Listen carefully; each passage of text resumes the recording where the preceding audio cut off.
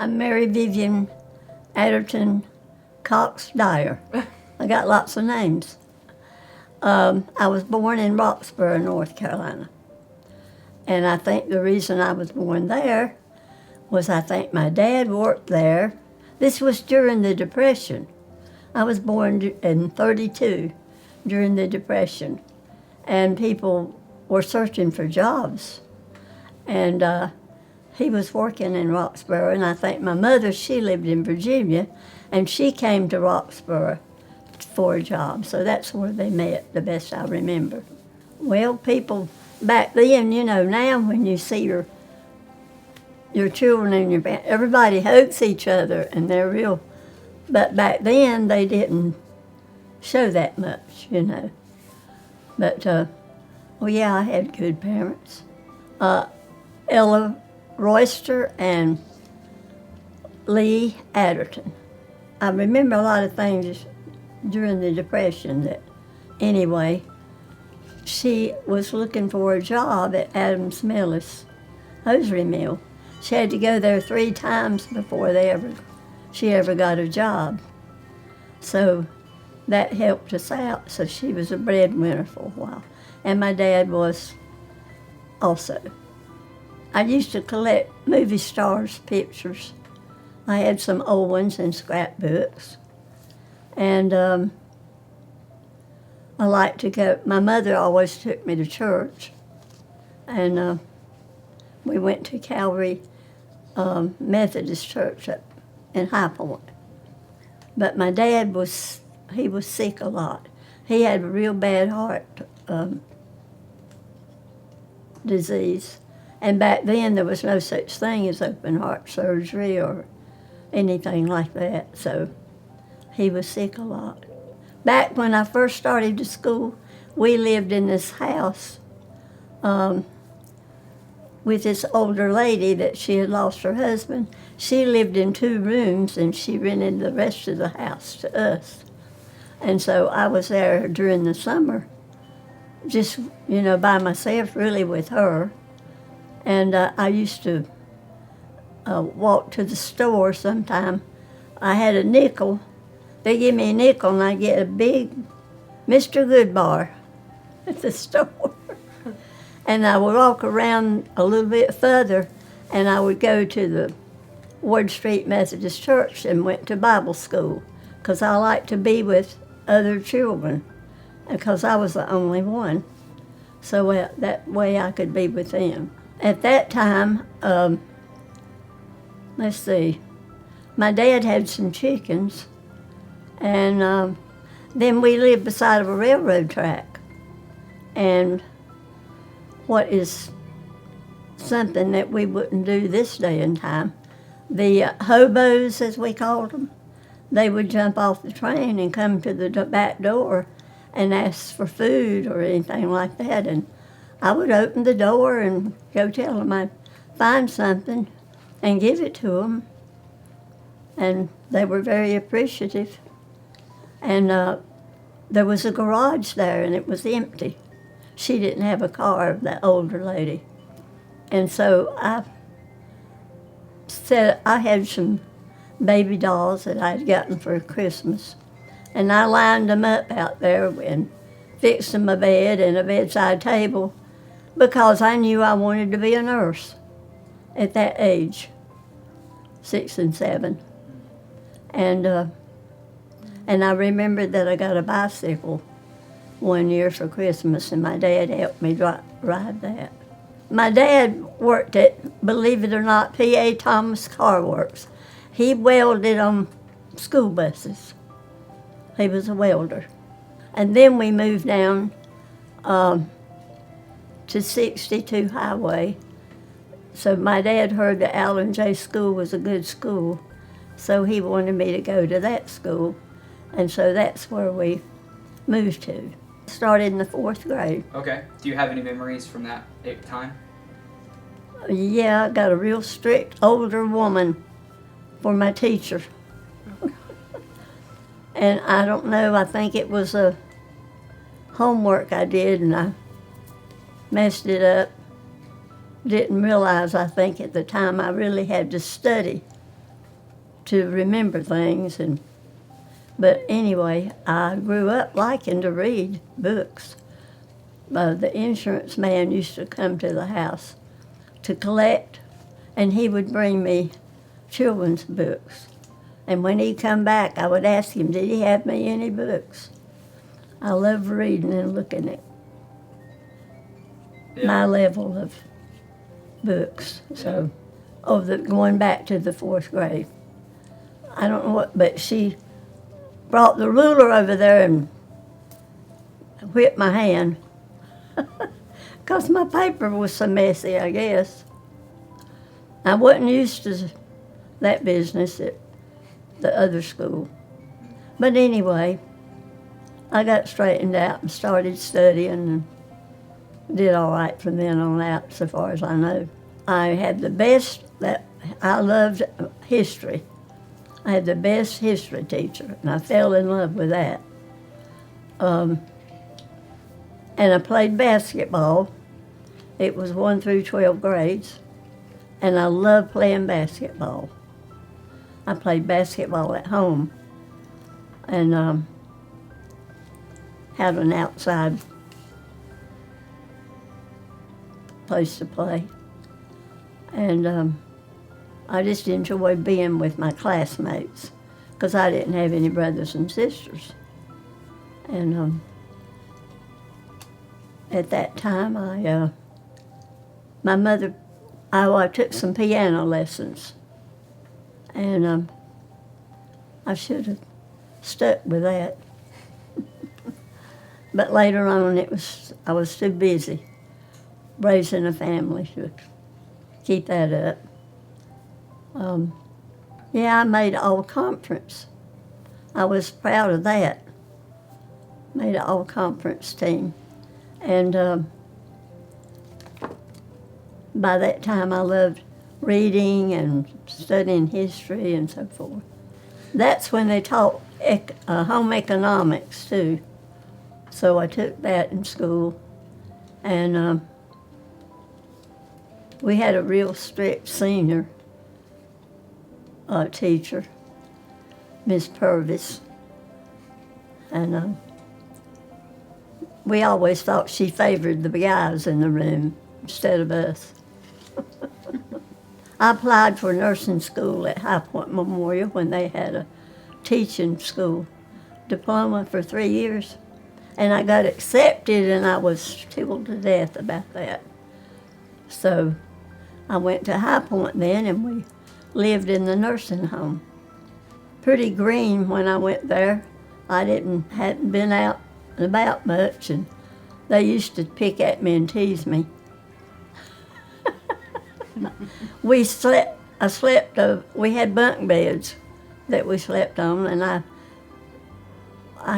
had the upper bunk, and they would just do things to watch me go.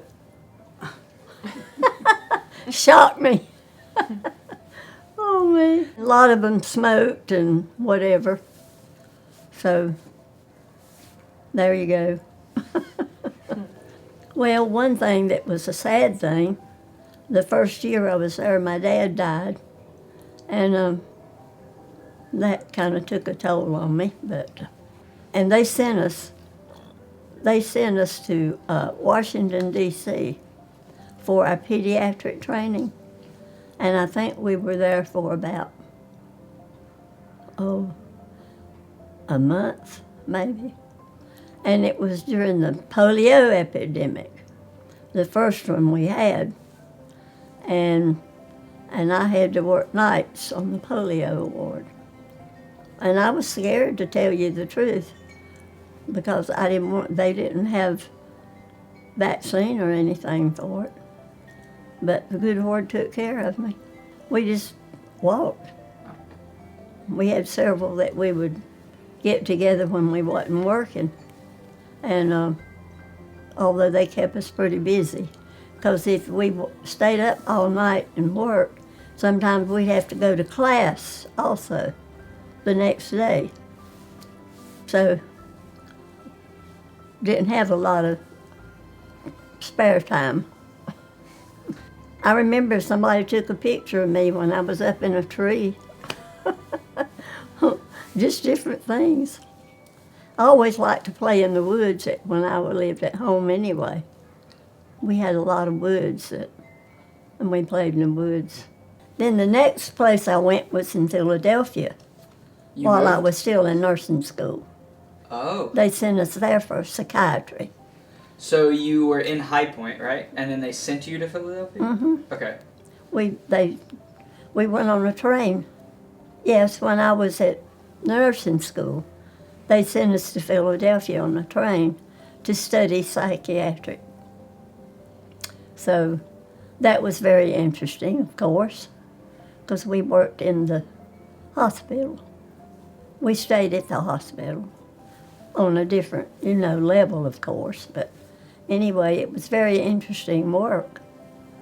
It's back when they gave patients, they were shocking patients because they thought that would help them. And then they would give them insulin therapy. They would go give them high doses of insulin, and we were students, and we'd have to sit with the patient and watch them constantly. And when they started having certain symptoms, we would have to call the register nurse over there to give them glucose to bring them out of it. And they thought that helped. But that was, considered, they gave them really large doses of insulin. So they had to have constant attention.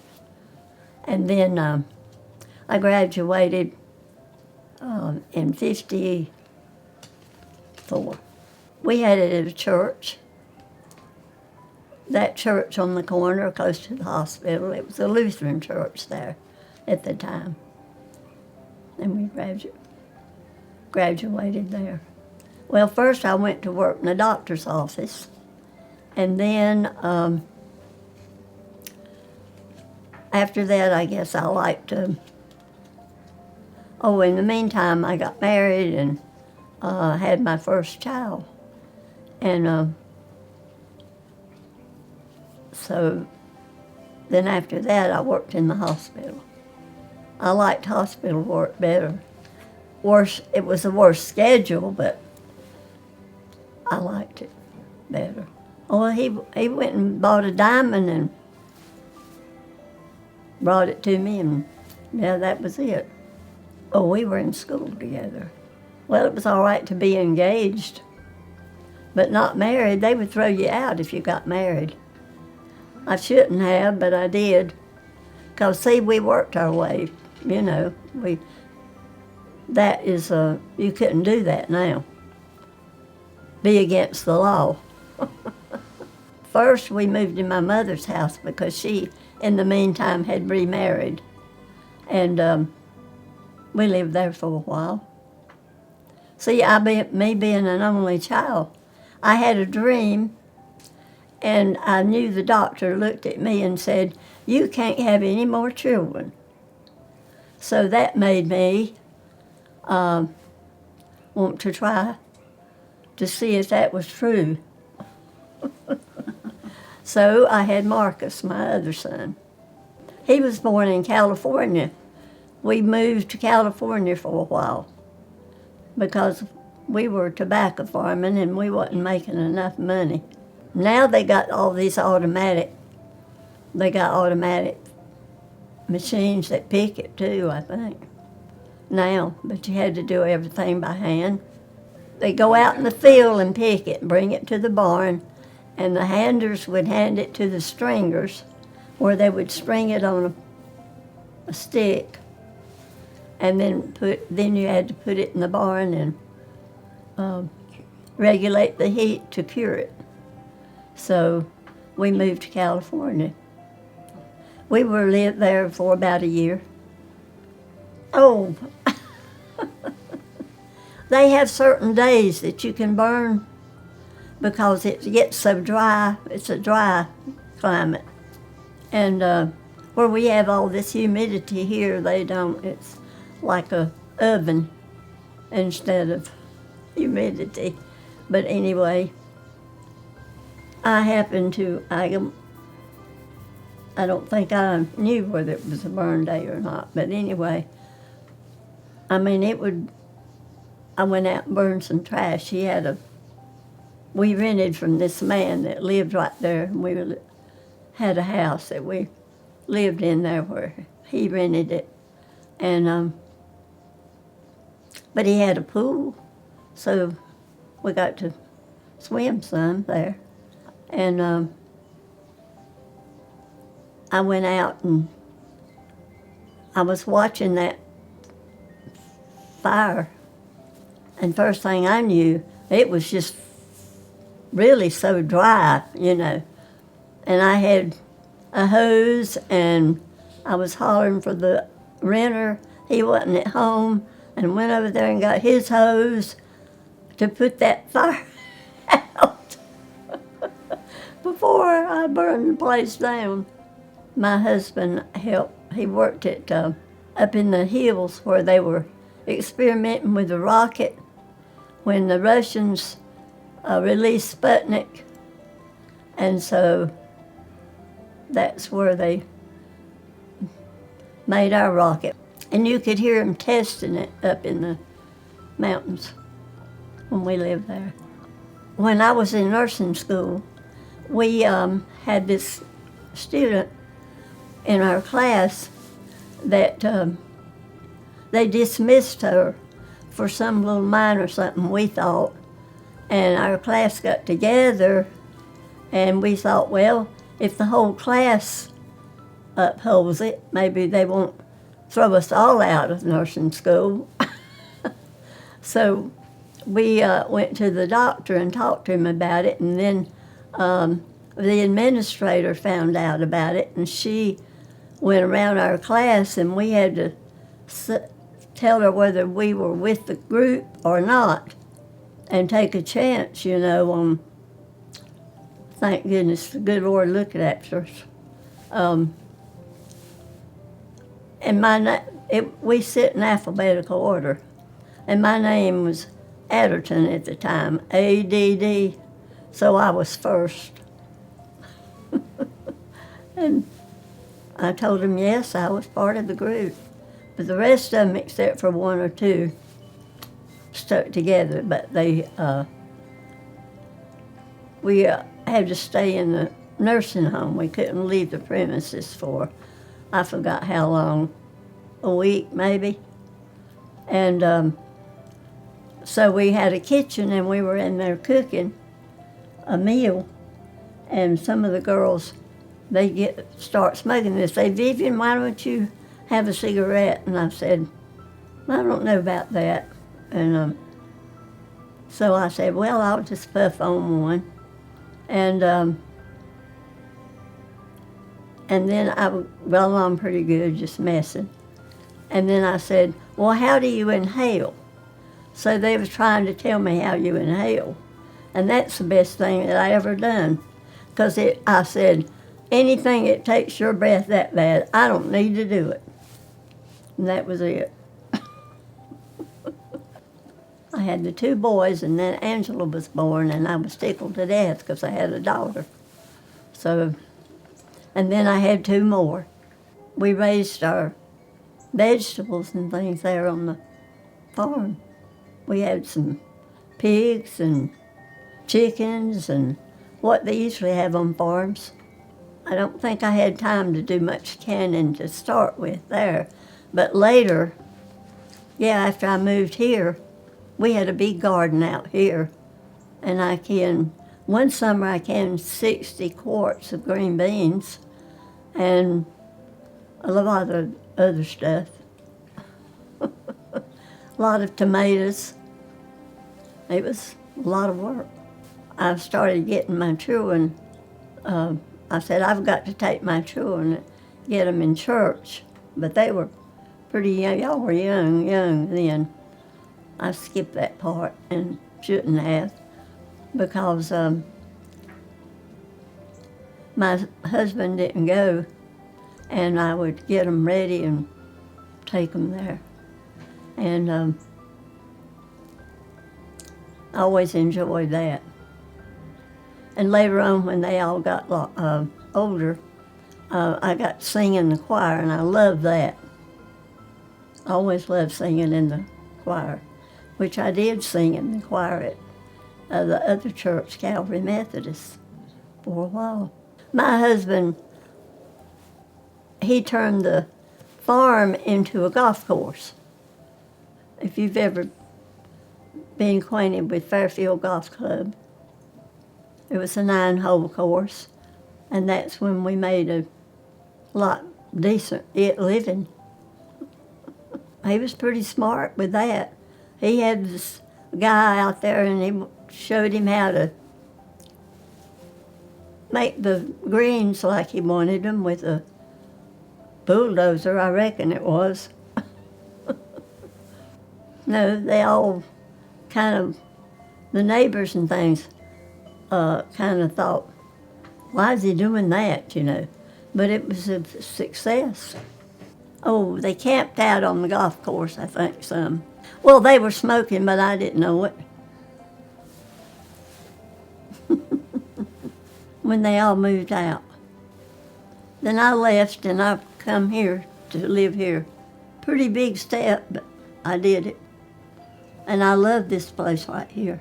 When I moved here, right here on the curve, you know, where people couldn't be jammed up against you. One driveway between your house.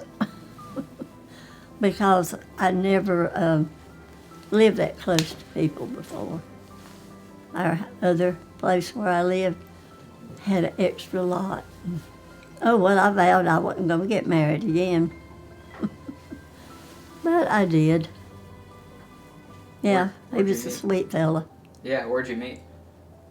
Oh, my daughter that worked at the golf course. He played golf there. And his wife was real sick, and he took care of her. And she died.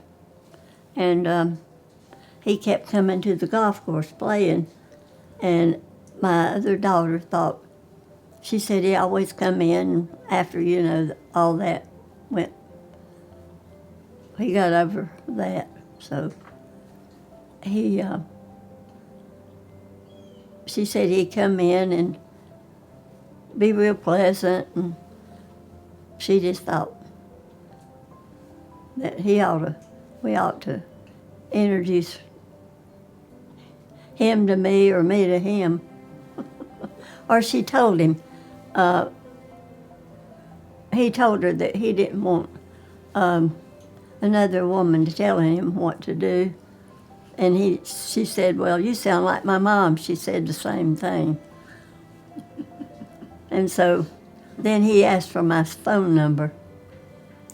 And he had a camera, and he had my daughter to take his picture in the golf club to show me. And, you know, when I saw the picture after we were married, it was still in his camera. So he called me, and we started dating, and that was it. Oh, yeah, we've traveled a lot. After we got married in my church. And he had belonged to Christ United Methodist Church up in High Point. And he helped build that new one, the new church up there. My daughter and her husband, I'd always wanted to go to Hawaii. And I went there before I met Eddie, my second husband. And they invited me to go to Hawaii. And I loved going there because I'd always wanted to go there. But anyway, I had to fly by myself because I missed the plane. They had problems and kept it, so it didn't stay on schedule, and I was supposed to meet them in Memphis. And I almost decided to just not go at all and go back to Greensboro. But I said, no, I'm going to Hawaii. I got the chance and I'm out of here. And then he and I traveled to Europe and went to a lot of different countries at that time. And then we went to Spain. And, and our honeymoon was in Cancun, Mexico. He arranged all that, so. And then when I retired from nursing, he arranged a cruise. We went to the islands.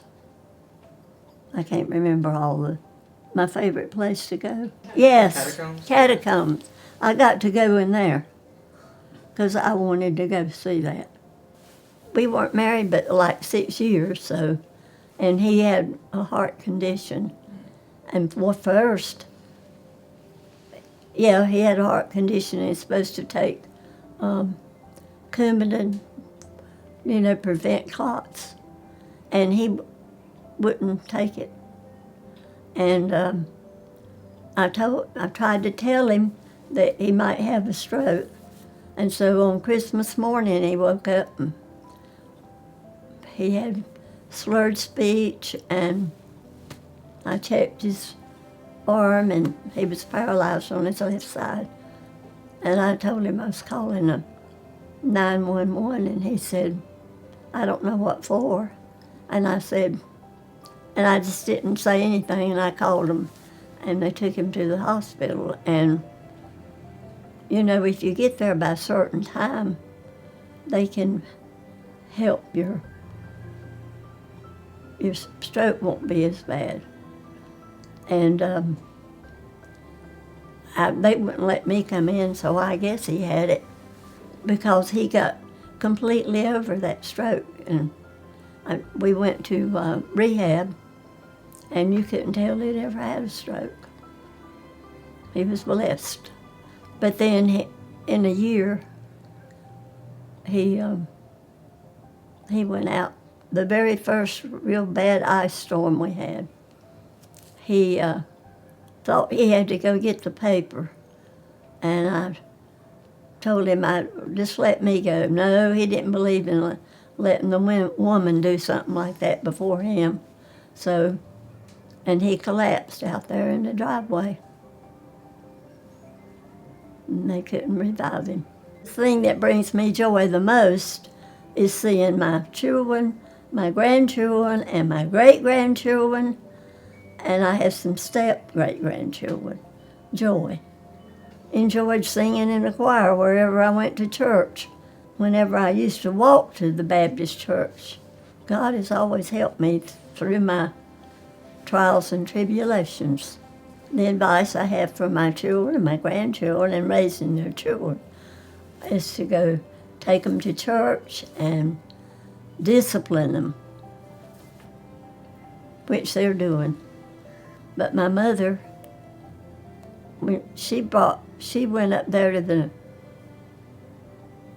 the nursing school, and she's the one that let me drive a little bit and get my license. But I didn't have a car, but that's all right. I got my license. My superpower is perseverance and prayer. My advice to my past self is not to get married in nursing school and taking a chance of getting thrown out, which the good Lord looked after me and helped me graduate.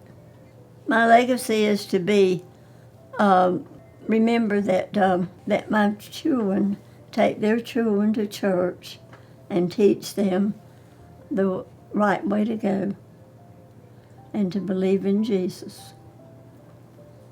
I was working in the nursery, and I had a little 2-pound premature baby to take care of, and that was before they had MICU in the hospitals. And we would have to make them eat, put the nipple in their mouth and help them swallow it. It was really hard, but she made it, and I often thought about her and wondered if I could ever run into her. So one night when I was working nights, that supervisor came to the floor, and she was showing this nurse's aide some pictures, and I recognized it was her dad's picture she was showing her. Come to find out, it was her. And we were working together that night, and I didn't know that it was her. And I was so happy to find her. And that's how I found her, by recognizing the picture of her dad. So she made it. I've enjoyed being a parent. I wouldn't have it any other way. And I wanted a lot of children, so the good Lord bless me. I would tell them to just believe in that God so loved the world that he gave his only begotten Son, that whosoever believeth in him should not perish, but have everlasting life. God sent his Son into the world not to condemn the world, but that the world through him might be saved.